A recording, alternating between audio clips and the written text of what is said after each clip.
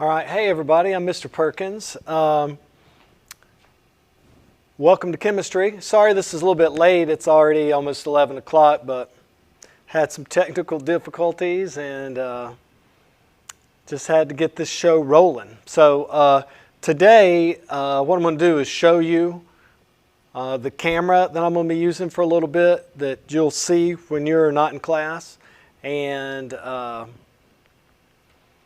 then I'm going to talk to you about the metric system real quick. So first thing, you're looking at a camera and it's sitting like in the first row of desk, and I can expand the camera and really it's filming the whole front of the room. You can see the periodic table and then you can see the overhead. And this is basically where I'll be teaching from when I'm just doing a lecture. And we'll have some other labs. We'll try to film some of those as well.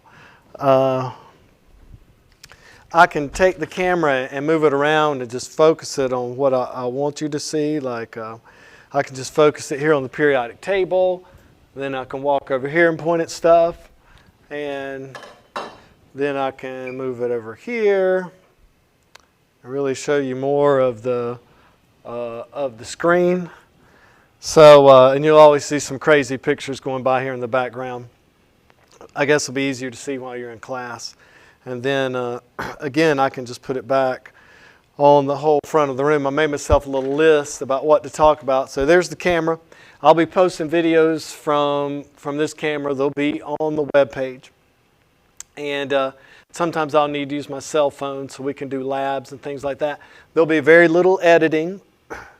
And I'll try to make the lessons that you have to watch from home, I'll try to make them pretty short. So there's no reason for you to watch an hour-long video of me teaching at home. It'll put you to sleep. All right, first thing I want to talk to you about is this guy right here. I'm just going to, quick intro. This is the periodic table. And you can see my periodic table's got a bunch of lines and arrows and stuff drawn on it, and all that stuff will make sense as the year goes on. All these little numbers and words and letters and these circles and all that stuff, it's all there for a reason. So what is the periodic table? Well, the periodic table is basically a list of all the different types of atoms that we know about, okay? These are all just different types of atoms. And when you have an atom that has, let's say, let's look right here at the letter W, that's tungsten.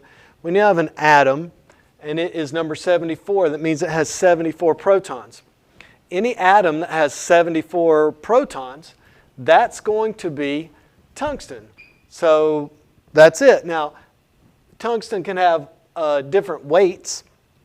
But any atom that has 74 protons will be considered tungsten. Now there's only 118 different types of atoms that we know about in the entire universe. And if you go to another planet and you land on that planet, even if it's a billion light years away, this is what that's going to be made of. All right? Everything in the universe is made up of these atoms. All right? So this periodic table here is old. And it only went to 109 when it was printed, and now in reality our periodic table goes all the way to 118. At some point this semester I'll finally fill this out, but these are all these last elements here, these very large atoms are all very unstable. They last for a very short period of time, and they're really not that important to us. I'll just leave it at that. Let me blow this up just a little bit more. So, long story short, this is a periodic table. You're going to learn this. I'm looking at this periodic table right now, and I'm seeing a lot more than you are because I understand it. And basically, this is just a pattern. It's just a table with multiple patterns that all work together. And once I show you these patterns, the periodic table will not be a confusing piece of paper to you, all right? This is what we're working with. This whole course is right here. This is your entire chemistry course, and when you get more advanced chemistry, different things will happen, but what I want you to get out of high school chemistry is an understanding of the periodic table. I'm going to leave it at that. All right. Now, I'm going to talk to you real quickly about the metric system. This is normally a longer lesson, but I'm going to get us over here, and we are just going to talk about the metric system, okay? Now, I don't know if you're hearing the fan from the overhead, but I'm sorry if you are. I can't really do anything about it. I'm going to try to change the lighting. Hang on.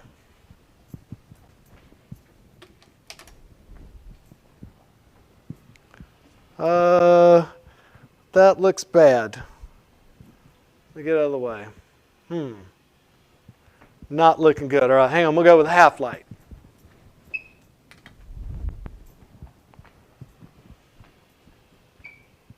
Still pretty bad.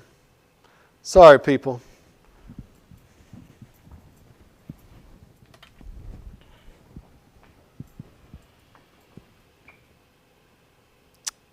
All right, well, this isn't that great. I'm also going to post this video, this PowerPoint. I'm going to post it on the web page probably, but I'm going to go over it right now with you. All right, we talk about the metric system. Now, your dad and your grandfather probably have tools, right? And I know that sounds sexist. Maybe your mom has a set of tools too. Whatever. Don't take it personally. The metric system, that's really a more modern set of tools that we use. Most of the things that you buy today, the tools are the sizes of the bolts are from the metric system. And there's another system that we call standard, which is kind of a joke, that we call it the standard system because it's not standard in any way. All right, now here's a map of the world. Now, the countries in red are the countries that use what we call the traditional or the standard system.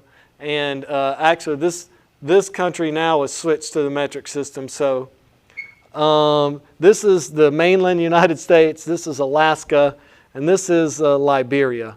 And that's it. Everybody else uses the metric system. So the way that you learn to count and measure is different than everybody else in the world, okay? And our system isn't as good. That's a fact. Let me show you. All right, standard is not the right word. We should not use the word standard, okay? Or traditional, whatever you want to call it, because it's not standard. All right? Let's start out with something that's important to me, motorcycles. Now, this is a YZ250F. It's a Japanese motorcycle. It's a Yamaha. This is the type of motorcycle I ride. I think it's the exact same model year. And if I'm working on my motorcycle, all the bolts on this motorcycle are measured using the metric system. So if I have a 12 millimeter bolt and it's too small, and then I grab a 14 millimeter bolt and it's too big, well, guess what?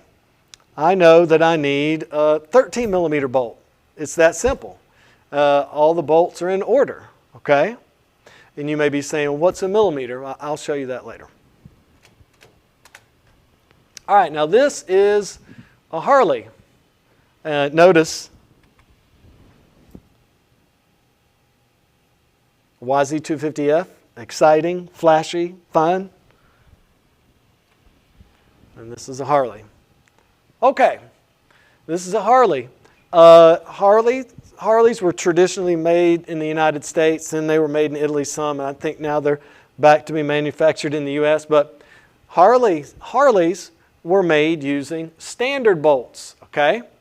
So if you're working on your Harley, which you'll have to do, you may have a bolt that's a 1/2 inch, and let's say it's a little too small, and you're working with your friend, and then you grab the next socket to fit on the bolt, and it's a 9/16, and it's a little too big.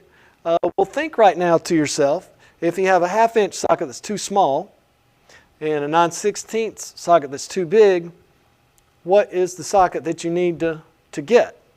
I'll give you a second to think about it. Okay, You probably didn't get it off the top of your head, but it's a 1730 seconds. And you're like, Mr. Perkins, you're being too picky. There's not a 1730 seconds. There absolutely is. I have a bunch of 1730 second sockets in my toolbox. So half inch, 1730 seconds, 9/16. Is that as easy as 12, 13, 14? No. Does it make as much sense? No. Let's think about this. The standard unit of measurement for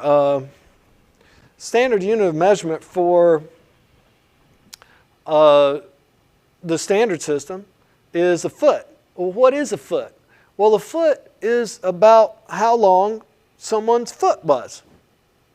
And that's where it came from.